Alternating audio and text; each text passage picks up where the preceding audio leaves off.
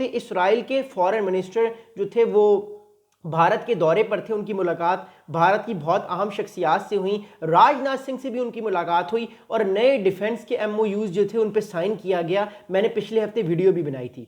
हमारे पास अब ये खबर आ रही है कि भारत 2 मेजर मिसाइल सिस्टम्स जो है वो लेने वाला है और ये मिसाइल सिस्टम्स जो हैं एक बैलिस्टिक मिसाइल सिस्टम है और एक फाइटर जेट पे भारत अपना मिसाइल सिस्टम लगाएगा, जिससे इसको भारत को एडवांटेज होगा अपने एडवर्सरीज के ऊपर। अब बात करते हैं सबसे पहले कि पहला मिसाइल सिस्टम जो long range ballistic missile system है, ये मिसाइल सिस्टम भारत क्यों लेने वाला है और उससे इसको क्या एडवांटेज होगा।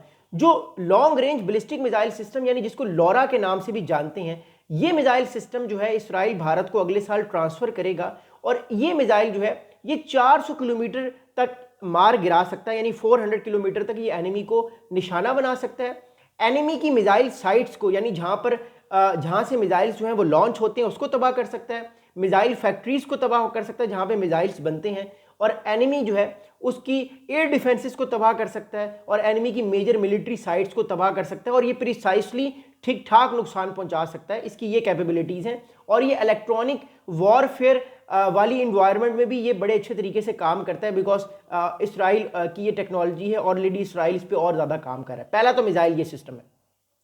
दूसरा मिसाइल सिस्टम जो है ये मिसाइल सिस्टम है, इसको कहते हैं क्रूज, ये क्रूज मिसाइल है, इसको कहते हैं आइस ब्रेक मिसाइल सिस्टम। ये एक तो लैंड और सी दोनों को निशाना बना सकता है और ये फाइटर जेट पर लगता है। भारत अपने बहुत सारे फाइटर जेट्स को इंटीग्रेट करने की कोशिश कर रहा है इस टेक्नोलॉजी के साथ, ताकि आने वाले टाइम पे जब भी भारत का मुकाबला चाइना या पाकिस्तान में से किसी के साथ हो, ऑब्वियसली ज़्यादातर चांसेस ये हैं कि भारत और पाकिस्तान का ही मुकाबला होगा। तो ये जो ice breaker cruise missile system है, ये क्रूज मिसाइल सिस्टम जो है इस मिसाइल सिस्टम्स की मदद से भारत को एक टैक्टिकल एडवांटेज हो पाकिस्तान के ऊपर, और जो सी टारगेट्स हैं और जो लैंड टारगेट्स हैं इन दोनों को वो निशाना बनाए। अच्छा, ये जो ice breaker cruise missile system है, इसका भारत को एक और बहुत अहम एडवांटेज इस सारे मामले में ये है कि एक तो ये जिस तरह हमने बात की इलेक्ट्रॉनिक वॉरफेयर जो है वो उस इन्वायरमेंट में अपने आप को इजीली प्रोटेक्ट कर सकता है, क्योंकि इलेक्ट्रॉनिक वॉरफेयर जहाँ पे हो रही होती है वहाँ पे सिग्नल जैमिंग हो रही होती है। बड़ा मुश्किल होता है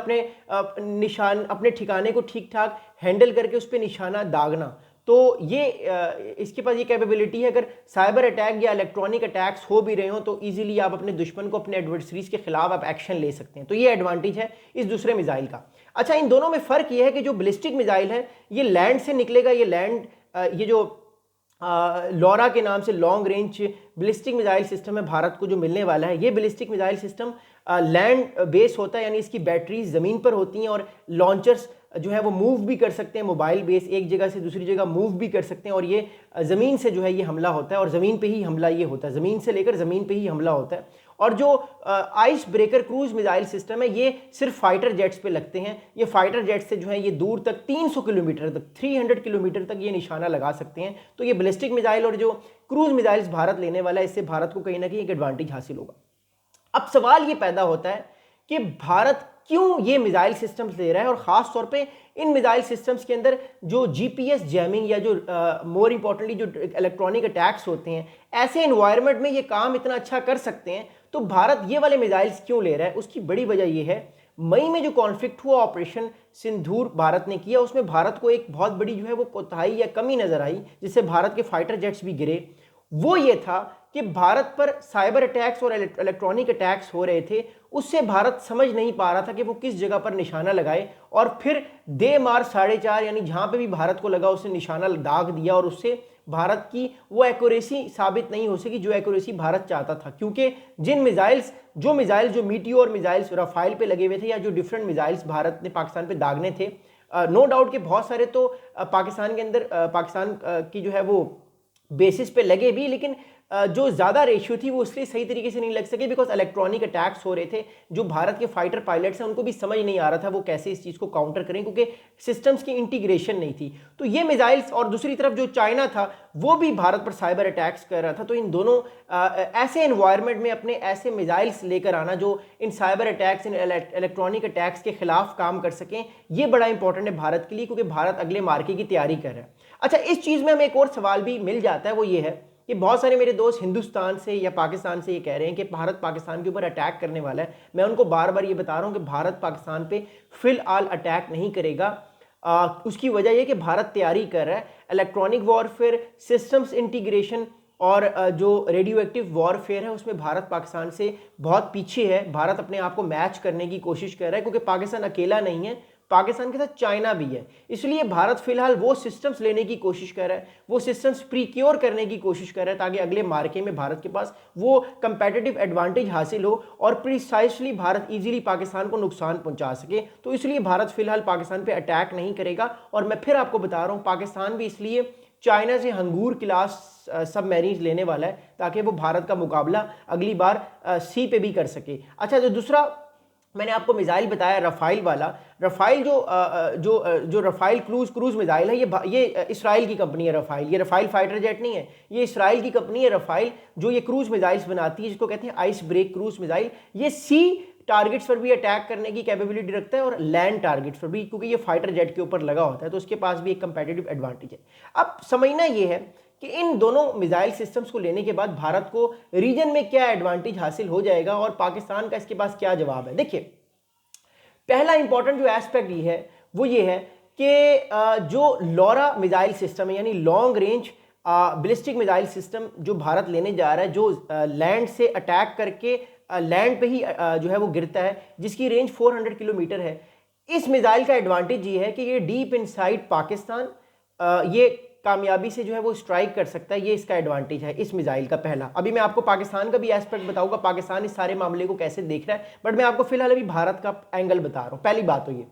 अगली इंपॉर्टेंट बात ये है कि ये जो लॉरा मिसाइल सिस्टम है ये बाईपास इजीली कर जाता है अपने एनिमी के रेडार्स में और अपने एनिमी के जो है वो एयर डिफेंसेस में। इसलिए पाकिस्तान भी अपने एयर डिफेंसेस को अपग्रेड कर रहा है। HQ-19 air defence systems China से ले रहा है और भी एयर डिफेंसेस जो है वो अपने अपग्रेड कर रहा है ताकि कल को अगर भारत के पास ये मिसाइल्स आ भी जाएं तो इनको डिटेक्ट किया जाए।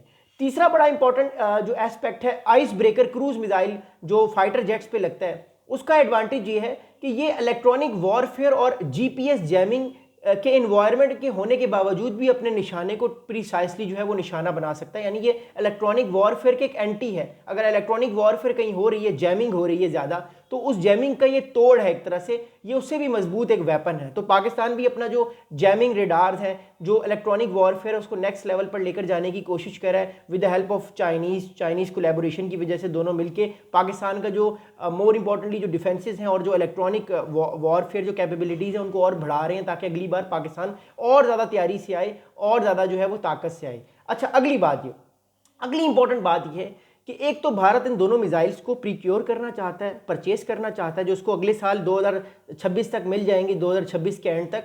और भारत इनको 2035 तक जो भारत का मेक इन इंडिया का प्लान है उसमें भी शामिल करके प्रॉपर्ली इसराइल से टेक्नोलॉजी हासिल करना चाहता है भारत, ताकि वो टेक्नोलॉजी भारत में ही शामिल हो और उस टेक्नोलॉजी की मदद से भारत जो है वो खुद वो वेपन्स बनाए, खुद वो मिसाइल्स बनाए, ताकि उसको इसराइल पे बिलीव ना करना पड़े। इसी तरह भी इसराइल ने बहुत सारी ड्रोन्स की टेक्नोलॉजीज़ भारत को दी हुई हैं, जो भारत वो ड्रोन जो है वो भारत के अंदर ही बनाता है। खैर वो टेक्नोलॉजी इसराइल की है बट भारत उसको भारत में बना रहा है, तो वो चाहता है कि ये मिसाइल्स भारत में ही बने, ये टेक्नोलॉजी भारत को ही प्रॉपर्ली मिल जाए। तो ये इंडिया इस टाइम चाह रहा है। अब पाकिस्तान का इसके बारे में सारा क्या रिस्पॉन्स है, क्योंकि मैंने आपको बता दिया कि भारत जो है वो एक तो उन जगहों पे हमला करना चाहता है जो ज़्यादा वर्नेबल हैं, जो ज़्यादा वर्नेबल नहीं भी हैं, जो ज़्यादा सिक्योर भी हैं पाकिस्तान में, भारत उधर भी अटैक करने के बारे में सोच रहा है। अब पाकिस्तान का रिस्पॉन्स क्लियर है, मैं आपको ऑलरेडी बता चुका हूँ। एक तरफ भारत अपना मिसाइल स्टॉक पाइल बढ़ा रहा है, फाइटर जेट्स को इंक्रीज कर रहा है, क्योंकि भारत का बजट पाकिस्तान के बजट से 5 गुना ज़्यादा है। पाकिस्तान का बजट अगर 15 बिलियन है तो भारत का 80 बिलियन है। दूसरी तरफ पाकिस्तान क्या कर रहा है, पाकिस्तान सऊदी अरेबिया के साथ रिसेंटली एक डिफेंस पैक्ट पाकिस्तान ने किया, जिसका मकसद ये था कि पाकिस्तान को सऊदी अरेबिया मिलिट्री मदद करेगा with the help of finance, with the help of money, ताकि पाकिस्तान की मिलिट्री अपने बजट को इंक्रीज कर ले, ताकि भारत के साथ एक तरह से जो भी तक पाकिस्तान की पैरिटी बनी हुई है वो पैरिटी बने, वो पैरिटी पाकिस्तान लूज ना कर दे, नंबर 1।